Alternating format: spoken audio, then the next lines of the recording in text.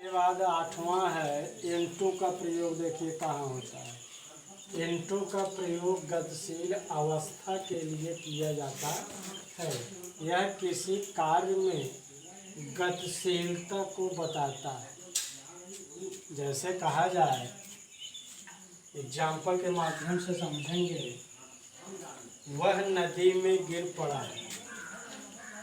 Example के माध्यम से समझेंगे। वह नदी में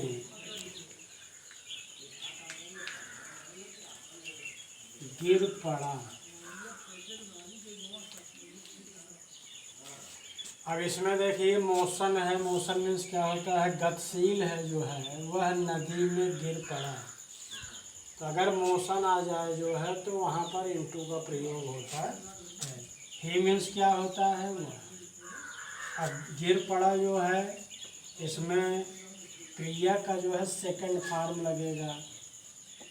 सेकंड फॉर्म क्या होता है? फेल। फाल फेल फालन। यहाँ हो गया ही फेल। गिरा कहाँ पर है? नदी में है तो into river. Into river. He fell into river. वह नदी में गिर पड़ा। इनटू आपका क्या हो गया? प्रीपोजिशन हो गया।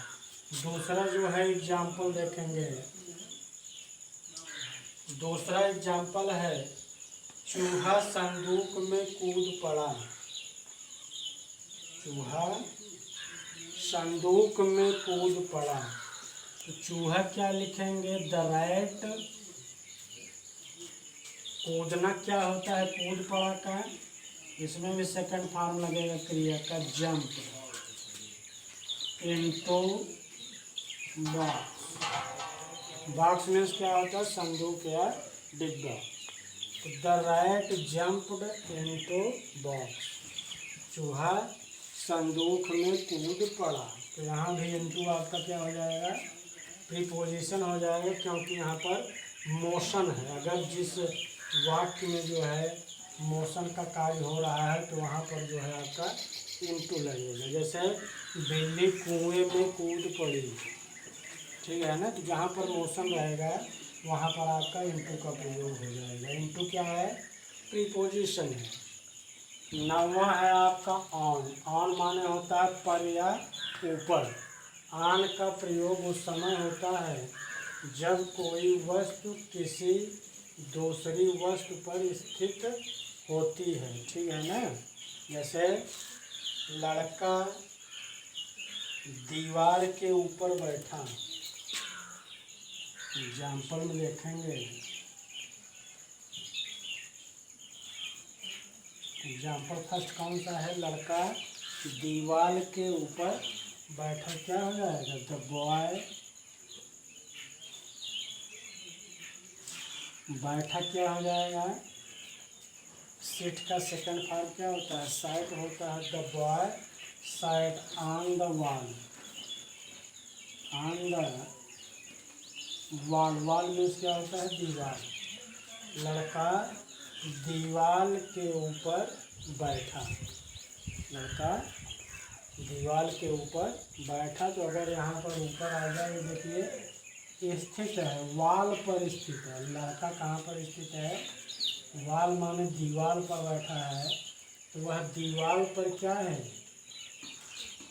स्थित है। अगर स्थित है क्या आपका हो जाएगा? ऑन यहाँ पर लग जाएगा। The boy sat on the wall. अब जो है दूसरा जो है एग्जाम्पल देखेंगे। किताबें मेज के ऊपर हैं। किताबें कहाँ हैं? मेज के ऊपर हैं। क्या हो जाएगा? The books.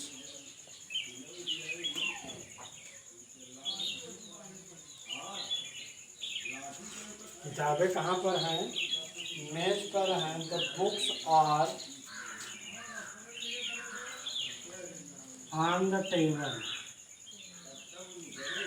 On the table. अब यहाँ भी देखिए किताबें कहाँ पर स्थित हैं? मेज पर स्थित हैं। तो इसलिए यहाँ पर ऑन का प्रयोग हो गया है। और ऑन आपका क्या है? ये प्रीपोजिशन है। यहाँ दिया है जब कोई वस्तु किसी दूसरी वस्तु पर स्थित होती है तब वहाँ पर आन का प्रयोग किया जाता है। तो जो किताब है यहाँ का क्या हो गया होगा, कोई चीज़ हो गया, थिंग्स है। और यह जो है दूसरे जो है दूसरी थिंग्स पर क्या है, ये स्थित है, इसलिए यहाँ पर आन का प्रयोग हो गया है। The books are on the table. इसके बाद अपान का प्रयोग देखेंगे कहाँ होता है। अपान का अर्थ क्या होता है, पर होता है, पर या ऊपर होता है। अपान का प्रयोग किया जाता है तब जो है जब गतिशील अवस्था में कोई वस्तु अन्य वस्तु पर दिखाई देती है। जैसे वह मेज पर कूद पड़ा, वह मेज पर कूद पड़ा तो इसका क्या हो जाएगा, ही। कूदना क्या लिखेंगे, बताए थे अभी, jumped. He jumped on the table.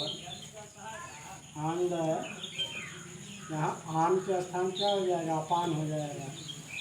He jumped upon the table, क्योंकि आन का प्रयोग नहीं होगा। आन का प्रयोग वहाँ होता है जहाँ पर वस्तु जो है क्या हो, स्थिर होती है। और इसमें क्या है, गतिशील है। गतिशील है तो क्या किसका प्रयोग होगा, अपान का प्रयोग हो जाएगा। ही जंप्ड अपॉन द टेबल। अब देखिए फार का प्रयोग कहाँ होता है। फार क्या है, संबंध सूचक है। फार संबंध स्थापित करता है और इसका अर्थ होता है के लिए या में होता है। एग्जाम्पल के माध्यम से समझेंगे। एग्जाम्पल क्या है, तैरना स्वास्थ्य के लिए लाभदायक है। तो यहाँ जो है क्या हो जाएगा, स्विमिंग।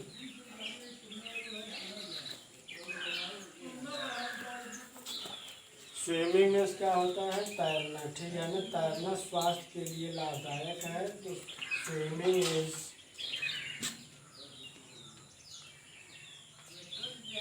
Good for health. तैरना क्या है, स्वास्थ्य के लिए लाभदायक है या अच्छा है। तो यहाँ पर जो है आपका फार का प्रयोग हो जाएगा, क्योंकि इस वाक्य में क्या दे दिया है, के लिए। यह संबंध स्थापित कर रहा है, इसलिए यहाँ पर फार का प्रयोग हो जाएगा। दूसरा जो है एग्जाम्पल देखेंगे। दूसरा एग्जाम्पल है, वह जीवन के लिए संघर्ष कर रहा है। वह जीवन के लिए संघर्ष कर रहा है, क्या हो जाएगा, he is struggling.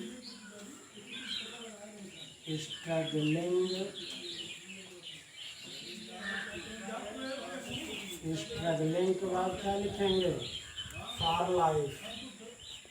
For life में क्या होता है, जीवन के लिए।